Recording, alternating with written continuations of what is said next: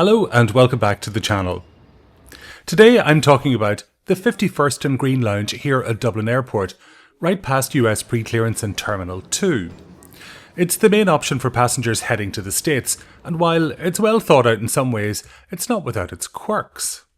At the time of recording, it's undergoing some renovations, so double check on the Dublin Airport website if it's reopened before you pitch up at the door. I've decided to come into the 51st and Green Lounge, which is after US pre-clearance here at Dublin Airport. This is a lounge I've written about before in my blog, and in fact it's very popular on my blog because people flying business class to the US have access to this lounge, and you can also pay on entry. I think the price here is probably a little expensive. It's about €50. You've got a 2-drink maximum if you drink alcohol, but there is always a hot snack and some cold snacks as well. It does get busy though. So if you're hoping for a quiet spot away from the noise, I'm not sure you'll entirely find it here. My visit this time is purely for research purposes. That's got to be worth the €50. Now, let's take a look around.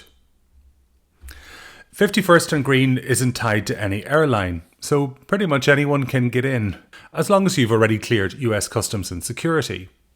The access price seems to evolve slightly depending on whether you book online in advance. You're allowed to stay up to 3 hours, which makes sense, given that most transatlantic passengers aim to pass through US pre-clearance about 3 hours ahead of their flight, and all the gates are right outside the lounge's front door. The lounge looks pretty good when it's quiet, with a clean, quite modern design and a decent variety of seating, armchairs, dining seats, even a few work pods. But when it fills up, it really fills up. At busy times, especially in the morning of US departures, it can feel pretty crowded and understaffed. It's a shame because the apron views are brilliant, and if you're into planes, a bit like me, you'll want more seats facing the windows instead of inward. Now, about the food. It's fine, but not very inspired. If you're lucky, you will get a warm option, but more often than not, it's soup, salad, and a sandwich. Oh, and usually some pastries too. It does the job, but for the price, it could celebrate Irish produce a lot more.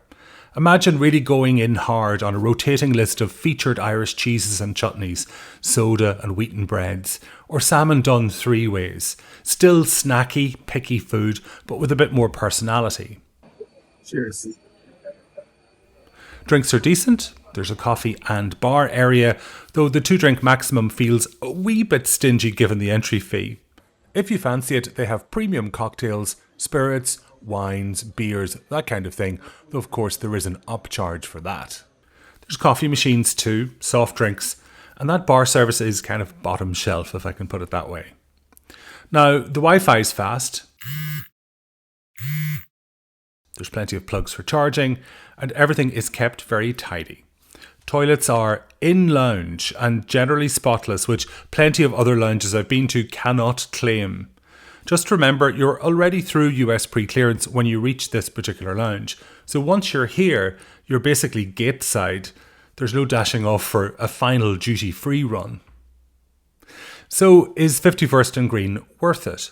For a comfortable seat, a couple of drinks, Wi-Fi that works, and space to breathe before your transatlantic flight? Yes, in most cases. But it's not as luxurious as it might be, and at busy times, it loses the calm that it promises. If you really value quiet and quality food, you might leave wishing it delivered a bit more of both. But compared to the crowded gate area, it might be the best option for you. So I'm on flight 354 and it's boarding behind me at gate 405, which was just outside the 51st and Green Lounge. The drinks trolley is on its way down the aisle. There's free beer, wine and liquor for anybody who's over 21. Cheers.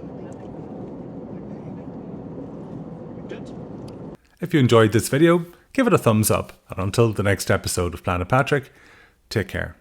Bye bye.